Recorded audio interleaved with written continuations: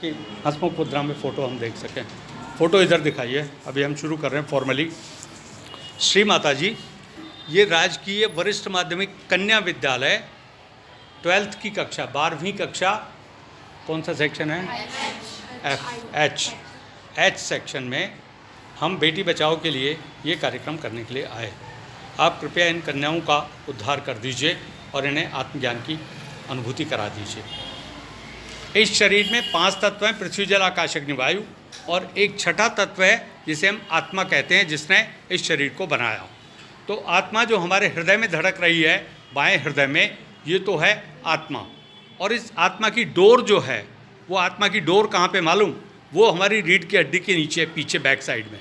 अंदर एक त्रिकोणाकार अस्थि है, पवित्र अस्थि, उसमें 3.5 वलय में आप देखिए कुंडली माता बैठी हुई है। ये कुंडली पहले नहीं जागती थी, लाखों में से किसी एक आदमी में जागती थी। इसको कोई ईश्वर का पैगंबर या अवतार ही जगा सकता है, सब लोग नहीं जगा सकते। भगवान कृष्ण ने ये ज्ञान केवल अर्जुन को दिया, राम ने अहिल्या को दिया, मोहम्मद साहब ने 1 या 2 व्यक्तियों को दिया, जिसमें हज़रत निज़ामुद्दीन और मोइनुद्दीन चिश्ती, ये 2 लोग भारत में आए थे। ईसा मसीह ने 12 लोगों को दिया आत्मा का ज्ञान। और आत्मा की जागृति जब होती है तो हमारा ये जो 10वां दरवाज़ा है ये खुल जाता है, आत्मा इधर से देवलोक में जाती है। वैसे अगर शरीर में से आत्मा निकलेगी तो मनुष्य का क्या होगा? अगर शरीर को आत्मा से अलग कर दिया जाए तो क्या होगा? मृत्यु हो जाएगी। ठीक है साहब? तो जीवन की एक सत्यता क्या है कि हम मृत्यु को प्राप्त हो जाएंगे, और एक स्थिति है जन्म की स्थिति।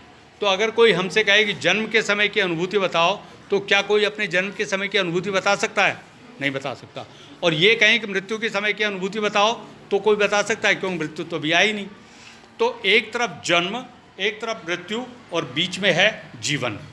तो हम कौन सी अनुभूति का वर्णन कर सकते हैं? हम जीवन की अनुभूति का वर्णन कर सकते हैं। और जीवन की अनुभूति कैसी है? या तो सुखात्मक अथवा दुखात्मक। ठीक है साहब?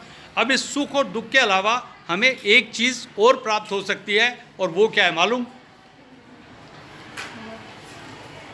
एक अनुभूति और मिल सकती है हमको सुख और दुख के अलावा, क्योंकि एक शारीरिक है, एक मानसिक है। आत्मिक अनुभूति जब हो जाएगी तब हमें आनंद की प्राप्ति होगी।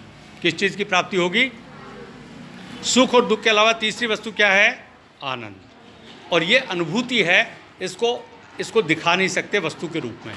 हृदय जब खुलेगा तब उसमें से जो शक्ति निकलेगी तो मनुष्य को आनंद की प्राप्ति होगी। उस आनंद के अनेक रूप हैं, सच्चिदानंद, देवानंद, रामानंद, ब्रह्मानंद, निरानंद। ओके, बहुत सारे आनंद ही आनंद है, वो अलग अलग स्टेजेस के हिसाब से। 7 कमल के फूल इसमें है, आप देखिए।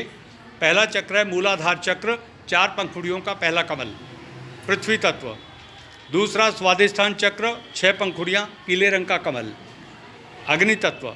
तीसरा नाभि चक्र, चौथा अनहद चक्र, 5वां विशुद्धि चक्र, 6ठा आज्ञा चक्र, और 7वां सहस्त्रार चक्र। श्री माता जी ने इस पूरे ब्रह्मांड का ये 7वां चक्र खोल दिया 5 मई 1970 को गुजरात के नारगोल गांव में, सूरत के समुद्र तट पर।